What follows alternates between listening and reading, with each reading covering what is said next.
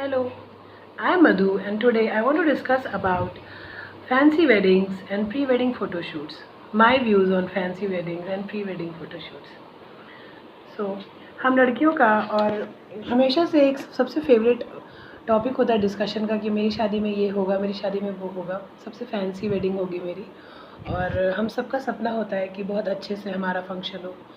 और हम सबका ही नहीं, हमारे मम्मी पापा का भी सबसे बड़ा ड्रीम होता है कि वो कितनी सारी चीज़ें हमारी शादी में कर पाएँ, कितने खूबसूरत तरीके से हमें विदा कर पाएँ।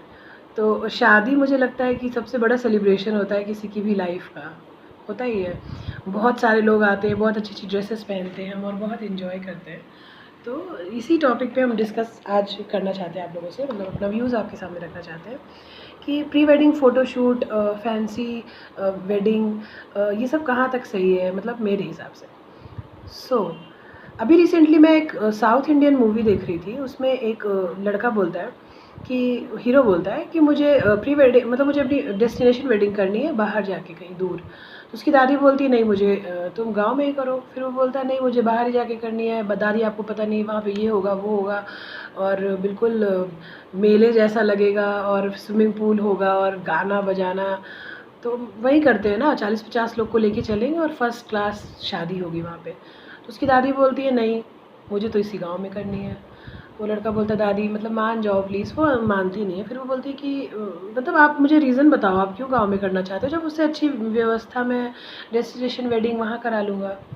तो उसकी दादी बोलती है कि जब हम पैदा होते हैं तो हमारे बहुत सारे रिश्तेदार हमारे घर में इकट्ठा होते हैं और ढोलक बजता है, मिठाइयाँ बाँटी जाती हैं, धूमधाम से मतलब वो छठी बरई की जाती है। तो एन्जॉय करते हैं लोग और उस समय हम इतने छोटे होते हैं कि अपनी लाइफ का वो मोमेंट नहीं एन्जॉय कर पाते हैं, जब हमारे पैदा होने से इतने सारे लोग खुश होते हैं।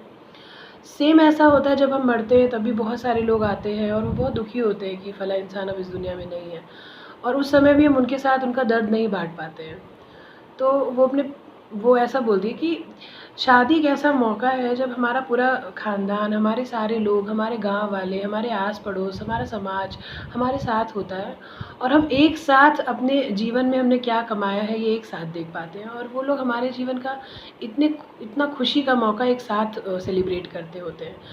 तो तो वो जो खुशी है, वो जो मतलब एक पूर्ति का एहसास है कि मतलब मैंने लाइफ में ये कमाया है, वो एक डेस्टिनेशन वेडिंग में नहीं मिल सकता है। चीज़ें फैंसी हो सकती हैं, बट वो जो सुकून मिलता है उनको अपने सारे रिश्तेदार को एक साथ देख के, वो उनको कभी भी डेस्टिनेशन वेडिंग में नहीं मिलता। तो लास्ट में वो हीरो मान जाता है और उसकी गाँव से ही शादी होती है।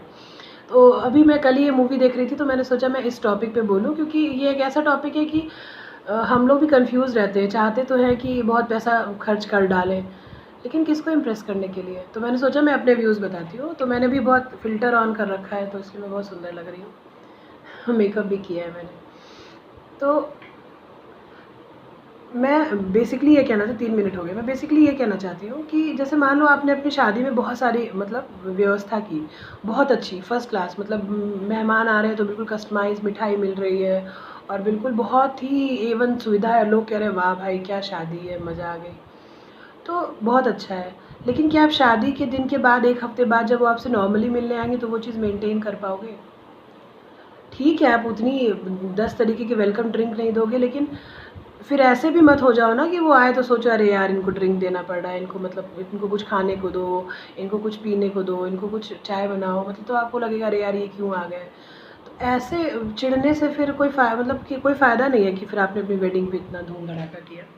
मतलब आप मेंटेन करो उन चीज़ों को, मतलब जो आउट ऑफ द बॉक्स जाके मत करो। आप आउट ऑफ द बॉक्स जाके करोगे इस दूसरों को इम्प्रेस करने के लिए करोगे और दूसरों को इम्प्रेस करने के लिए करोगे, फिर जब मौका आएगा वो आपके साथ आएँगे तो वो फिर आपको जज कर लेंगे, अरे भाई मतलब वो तो 1 दिन का था, है ना?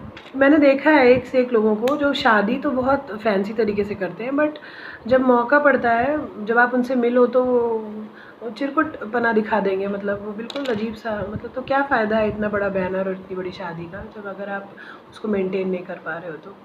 तो पता चल जाता है ना उस दिन आपने मतलब शो ऑफ के लिए किया था और आपका नुकसान भी होता है।